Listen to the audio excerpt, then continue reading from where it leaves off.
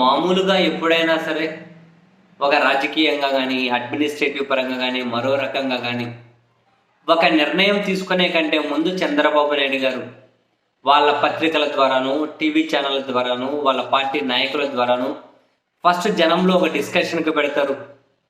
ఆ జరిగే డిస్కషన్‌లో పాజిటివ్, నెగెటివ్ ఏముంది అంతా ఒక బేరీజ్ వేసుకున్న తర్వాత అప్పుడు నిర్ణయం తీసుకుంటూ ఉంటారని చెప్పి చాలామంది అనే మాట. చాలాసార్లు జరిగేది కూడా ఇదే. అండ్ ఇన్ ద సేమ్ కాంటెక్స్ట్‌లో నారా లోకేష్ గారికి ఉప ముఖ్యమంత్రి అనే కాన్సెప్ట్ కూడా కొన్ని రోజుల నుంచి నడుస్తూ ఉంది.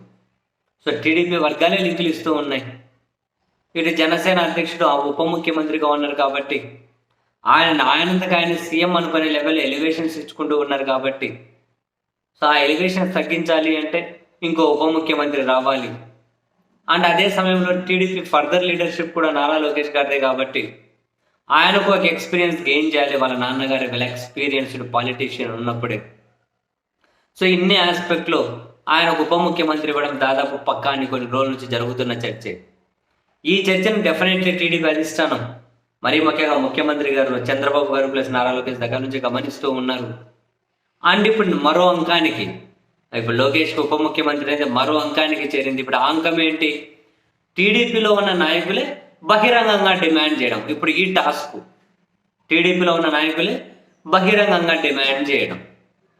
అందులో భాగంగా ఈరోజు బుద్ధ వెంకన్న గారిని చూసాం మీడియా సమావేశంలో. మరి లోకేష్ గారిని డిప్యూటీ సీఎంగా తక్షణం ప్రకటించాలి, ఆయన భవిష్యత్తు మా నాయకుడు కాబట్టి అని చెప్పి ఆయన చెప్పారు.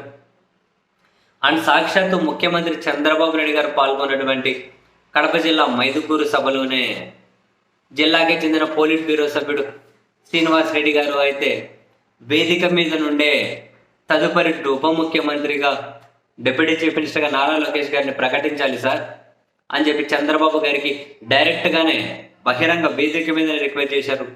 జనాలు క్లాప్స్ కొడుతూ ఉంటే అప్పుడు చంద్రబాబు గారు తల ఇలా అంటూ కొట్టారు.